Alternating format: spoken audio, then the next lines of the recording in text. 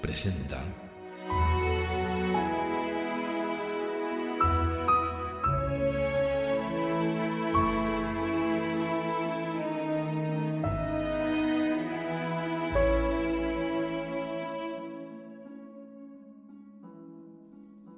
Anneliza y Evelina Banner, las protagonistas de esta novela corta, regentan una modesta mercería en un barrio humilde de Nueva York. Un día, con motivo de su cumpleaños, Anneliza le regala a su hermana un reloj.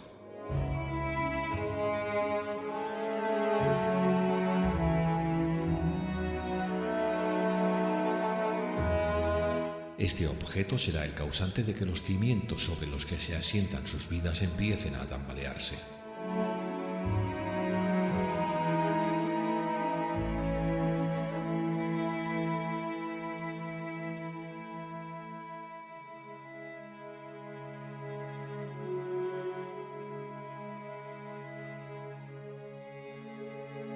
Narrado por la voz de Miguel Libars.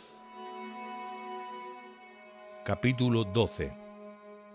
Anneliza no se detuvo a indagar qué grado de credibilidad había obtenido su explicación de la vuelta de Evelina en el estrecho círculo de sus amistades. Aunque no recordaba haber mentido con anterioridad, sostuvo con una rígida tenacidad las consecuencias de su primer abandono de la verdad, y reforzó su declaración inicial con detalles adicionales siempre que un curioso aspiraba a pillarla por sorpresa. Pero otros pesares más serios atormentaban su sobresaltada conciencia.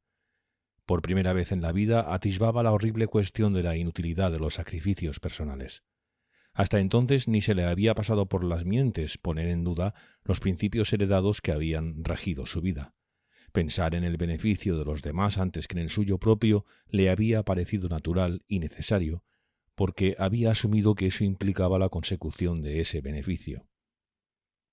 Ahora se daba cuenta de que renunciar a las alegrías de la vida no garantiza la transmisión de éstas a aquellos por quienes se ha renunciado a ellas. Su paraíso familiar estaba deshabitado. Sintió que ya no podía confiar ni siquiera en la bondad ni en Dios y que sólo había un abismo negro sobre el tejado de la tienda Hermanas Banner. Pero no disponía de mucho tiempo para cavilar sobre esos problemas. El cuidado de Evelina llenaba sus días y sus noches. El médico convocado con urgencia había dictaminado que padecía neumonía y, gracias a los cuidados que éste le dispensó, los síntomas más llamativos de la enfermedad se aplacaron. Pero la recuperación solo fue parcial. La enferma siguió en la cama mucho después de que las visitas del médico cesaran, demasiado débil para moverse y aparentemente indiferente a todo cuanto la rodeaba. Finalmente, una tarde, unas 6 semanas después de su regreso, le dijo a su hermana: «Tengo la sensación de que nunca me volveré a levantar». Anneliza dejó la tetera que estaba colocando en el fogón. La sobresaltó el eco que esas palabras encontraron en su interior. «No digas esas cosas, Evelina. Lo único que te pasa es que estás exhausta y alicaída». «Sí, estoy alicaída», farfulló la enferma. Unos meses antes, Anneliza habría reaccionado a esa confesión con unas palabras admonitorias y melindrosas. Ahora la aceptó en silencio. «A lo mejor te mejora el ánimo cuando dejes de tener tos», aventuró. «Sí, o a lo mejor dejo de tener tos cuando me mejore el ánimo», replicó Evelina con un atisbo de su antiguo descaro. «¿Te sigue doliendo igual cuando toses?» «No noto mucha diferencia». «En ese caso volveré a pedir al médico que se acerque», dijo Anneliza, intentando adoptar el tono neutro con el que hablaría de llamar al fontanero o al hombre del gas. «No sé para qué vas a llamar al médico. ¿Quién le va a pagar?» «¿Yo?», respondió la hermana mayor. «Aquí tienes el té y un poco de tostada. ¿No te tienta?» En las vigilias nocturnas a Anneliza ya le había atormentado la misma cuestión. ¿Quién iba a pagar al médico? Y pocos días antes la había silenciado temporalmente pidiéndole $20 a la señorita Mellins. La transacción le había supuesto una de las luchas más encarnizadas de su vida. Nunca le había pedido dinero a nadie y siempre había clasificado la eventualidad de tener que hacerlo junto a otros extremos vergonzosos que la providencia impide que le sobrevengan a las personas decentes. Pero ya había dejado de creer en la supervisión personal de la providencia y, si se hubiera visto obligada a robar el dinero en vez de pedirlo, habría considerado que su conciencia era el único tribunal ante el cual debía rendir cuentas. Sin embargo, No por eso dejó de resultarle amarga la humillación de tener que pedirlo, y le pareció harto imposible que la señorita Mellins juzgase la situación con la misma frialdad que ella. La señorita Mellins se mostró muy amable, pero Anneliese también pensó, de forma no del todo ilógica, que su amabilidad debía recompensarse concediéndole el derecho a hacer preguntas. Poco a poco vio cómo la modista iba apoderándose del triste secreto de Evelina.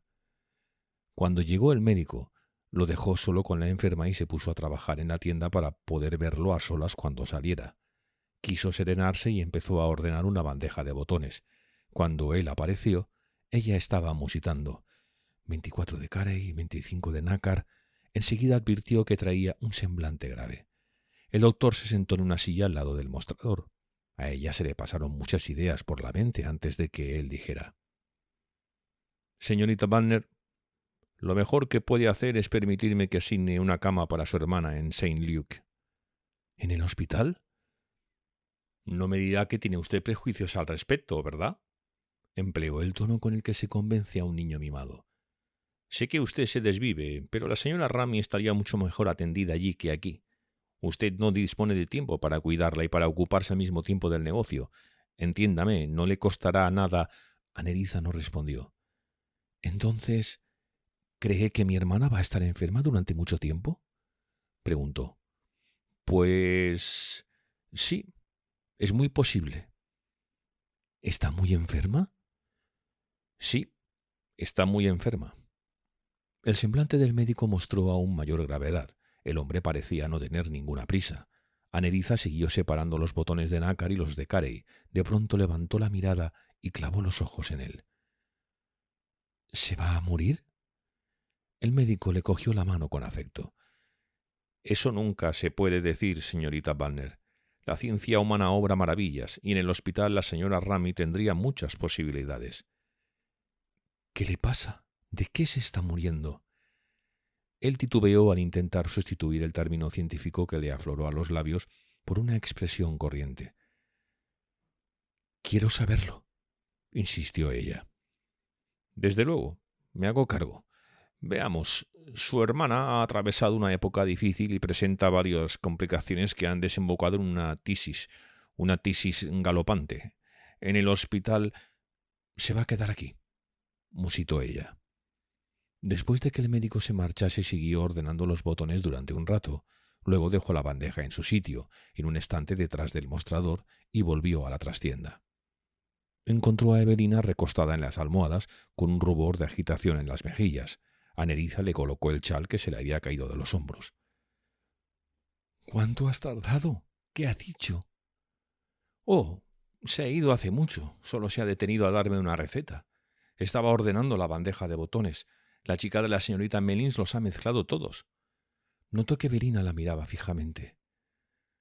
«¿Ha debido de decirte algo? ¿El qué?». «Pues que tienes que cuidarte, guardar cama y tomarte una medicina nueva que te ha mandado». «¿Te ha dicho si me voy a recuperar?». «Caramba, Evelina».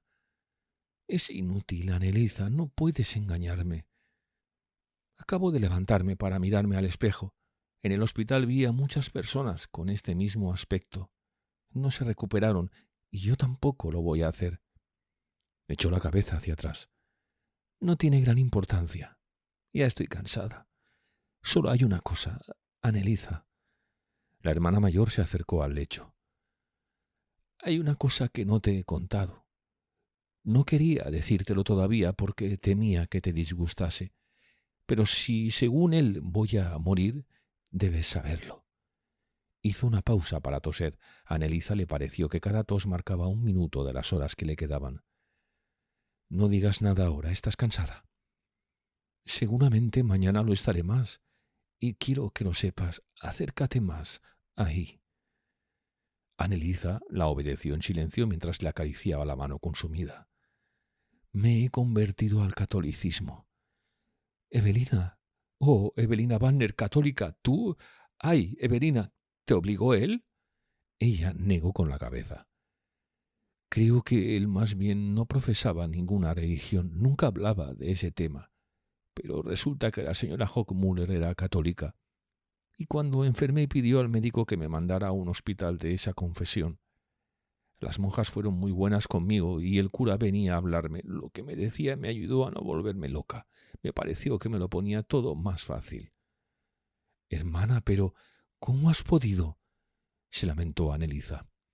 Sobre la religión católica lo desconocía prácticamente todo, a excepción de que los papistas creían en ella, una acusación suficientemente grave.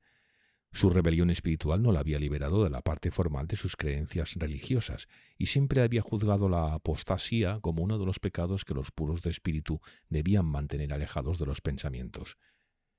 «Y cuando nació el niño», prosiguió Evelina, «lo bautizó inmediatamente para que fuera al cielo. Después de eso yo tenía que convertirme. ¿No me parece? ¿Acaso no tengo que estar donde está mi hijo? No puedo subir al cielo si no soy católica. ¿No lo entiendes?» Anneliese se quedó sin palabras y retiró la mano. Volvió a verse excluida del corazón de Evelina, a ser una exiliada de sus afectos más íntimos. «Tengo que ir al mismo sitio donde está mi hijo», insistió febrilmente Evelina. Anneliese no supo qué decir. Solo era consciente de que su hermana se estaba muriendo, de que moría entre sus brazos como si fuera una desconocida. Rami y el bebé de un día la habían separado para siempre de ella. Evelina volvió a hablar. «Si empeoro, quiero que llames a un sacerdote. La señorita Mellin sabrá dónde encontrarlo. Una tía suya es católica. Dame tu palabra de que lo harás». «Te doy mi palabra». Después de eso no volvieron a abordar la cuestión, pero Anneliese comprendió que la bolsita negra que su hermana llevaba al cuello, que inocentemente había tomado por un recuerdo de Rami, se trataba de un amuleto sacrílego y sus dedos rehusaron tocarlo al lavar y vestir a Evelina. Se figuraba que era el instrumento diabólico del alejamiento de ambas.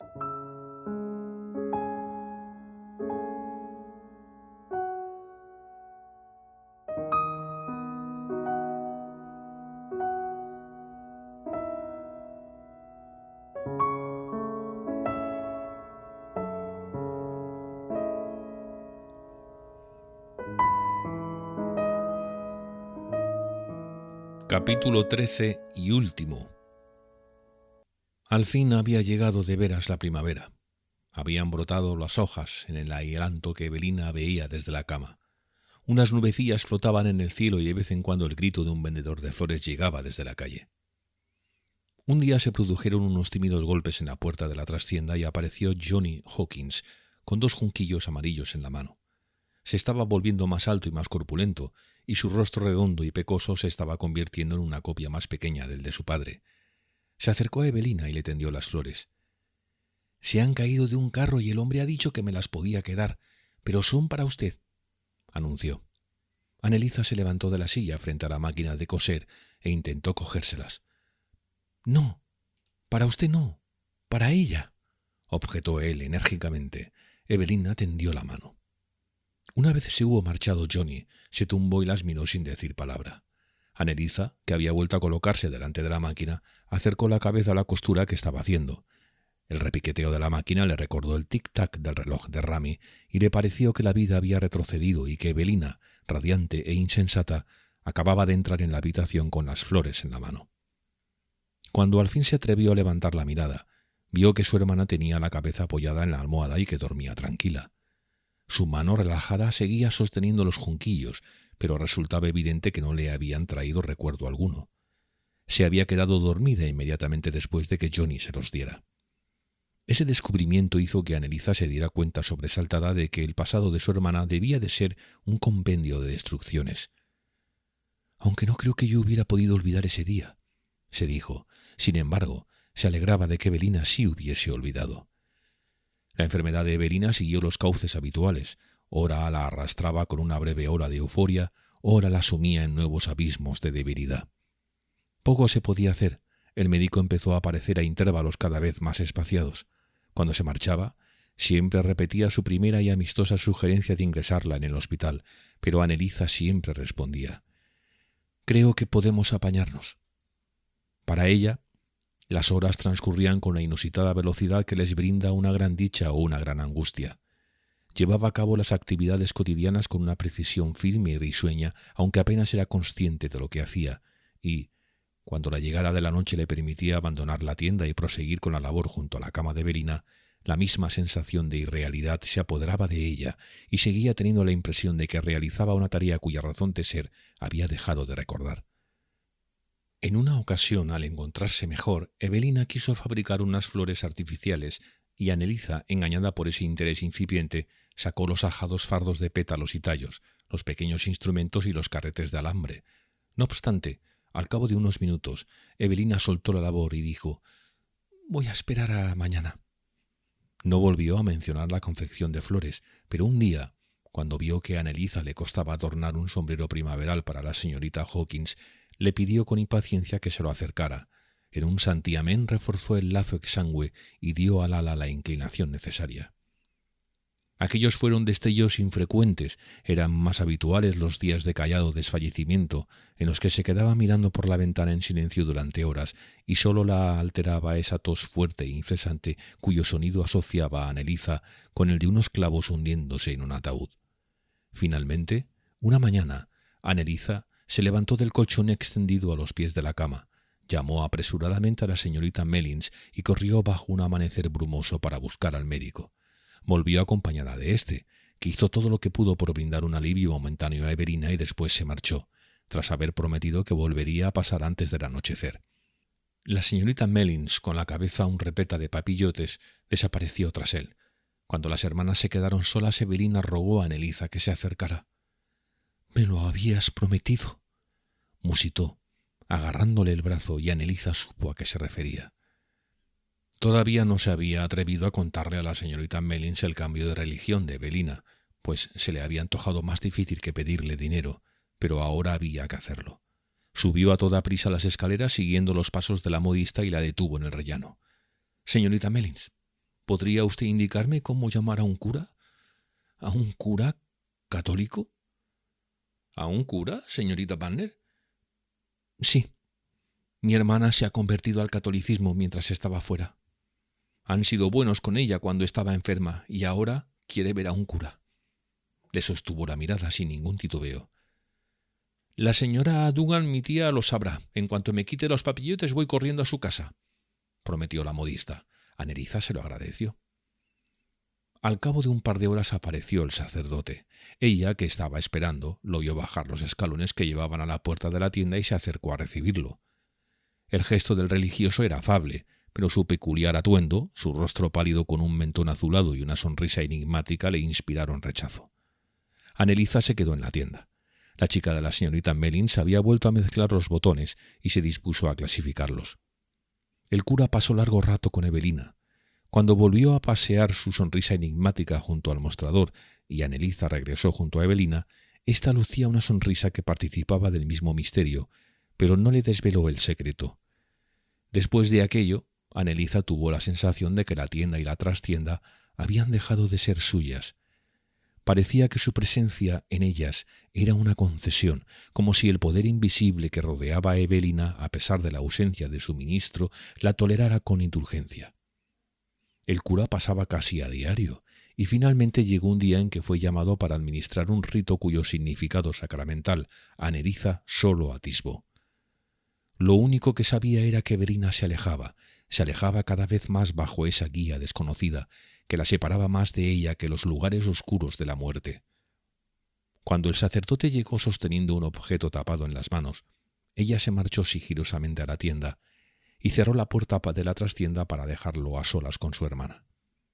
Corría una tarde cálida de mayo. El ailanto torcido cuyas raíces asomaban por una fisura de la acera de enfrente era una fuente de sosegado verdor. Unas mujeres con finos vestidos caminaban con el pasear lánguido de la primavera. Después apareció un hombre con una carretilla llena de pensamientos y geranios que se detuvo delante de la ventana y le hizo un gesto a Anneliesa para que le comprara.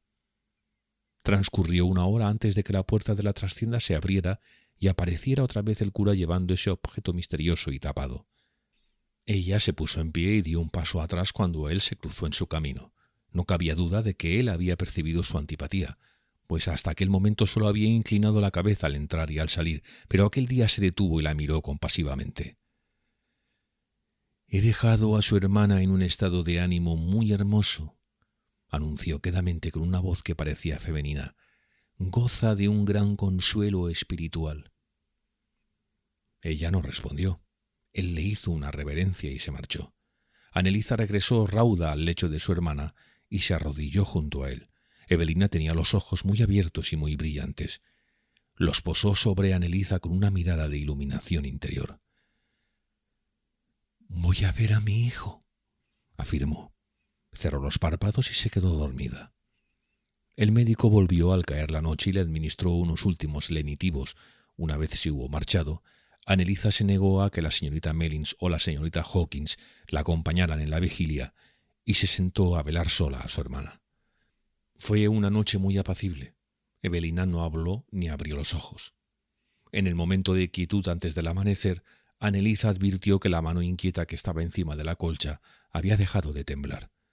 Se acercó, se agachó y notó que de la boca de su hermana no salía aliento alguno.